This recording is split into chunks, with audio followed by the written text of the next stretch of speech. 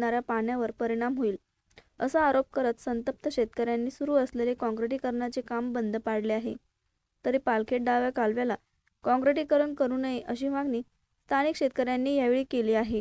पालखेड डाव्या कालव्यावरती 4 नंबर 33 आणि धुळगाव पिंपरी शहरामध्ये सदरचं जे काँक्रिटीकरण करताय इरिगेशन मार्फत, सदरचं काँक्रिटीकरण केल्यामुळं या परिसरातील हजारो हेक्टर क्षेत्र नापीक होऊन जाईल. त्याला पाणी मिळणार नाही.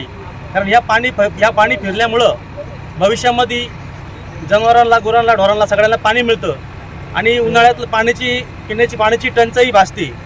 सदर काँक्रिटीकरण कागद आच्छादन करून आणि खूप असं मोठ्या स्वरूपाचं करताय. त्यामधून शेतकऱ्यांना एक थेंबही पाणी जिरणार नाही. असं पाटाची ग्रॅव्हिटी चांगली असल्यामुळं तिथं काँक्रिटीकरण करायची गरज नाही.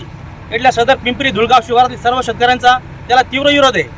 तरी शासनाने इरिगेशन कार्यकारी अभियंत्यांनी याची नोंद घ्यावी आणि इथं कुठल्याही प्रकारचं काँक्रिटीकरण झालं नाही पाहिजेत. कारण ते झाल्यामुळं सगळ्या शेतकऱ्यांचं इथं पाणी पिण्याचा मोठा गंभीर प्रश्न निर्माण होईल. आणि इथं उंच ठिकाण असल्यामुळं इथं खडकाळ प्रदेश हा आणि या खडकाळवरती काँक्रिटीकरण करायचं कुठंही कारण नाही. पण हा घाट कशाकरता घातला आहे हे आम्हाला पण कळत नाही. किंवा ठेकेदाराचे बिल असेल घ्यायचे तर तुम्ही घेऊ शकता. अनेक स्पॉट आहे, निफाडला करा, पुढे दुसरी करा. पण आमच्या धुळगाव पिंपरी शिवारात हा कुठल्याही प्रकारचं काँक्रिटीकरण होऊ नये अशी आमची शासनाला विनंती आहे. माझे नाव वैभव सुभाषराव गायकवाड. मी शेतकरी राहणार धुळगाव पिंपरी शिवार. धुळगाव आणि पिंपरी शिवारमधनं जो पाट गेलेला आहे तर त्याचं विनाकारण अस्तरीकरण चालू आहे. तर तिथे त्याचा फ्लो चांगला आहे, शिवाय तिथं रॉक आहे, खडक असल्यामुळे पाण्याचे लॉसेस पण नाही आहे. तर विनाकारण शासनाचा हा पैसा व्यर्थ चाललेला आहे. तसंच जर हे काँक्रिटीकरण झालं तर इथे जवळपास हजारो एकर जमीन ही नापीक होणार आहे. जे आम्हाला आत्ताच पिण्याच्या पाण्याचा प्रश्न आहे. पण जर हे काँक्रिटीकरण झालं तर साधारणतः सप्टेंबर-ऑक्टोबरपासूनच इथं पिण्याच्या पाण्याचे तसेच पिकाच्या पाण्याचे हाल होणार आहे.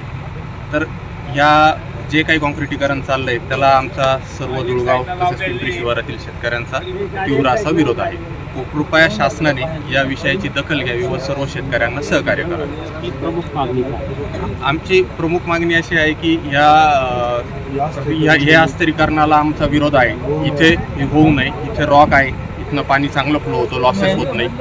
तरी हे काम थांबवावं अशी आपले येवल्याचे लाडके आमदार श्री भुजबळ साहेब यांना देखील विनंती आहे.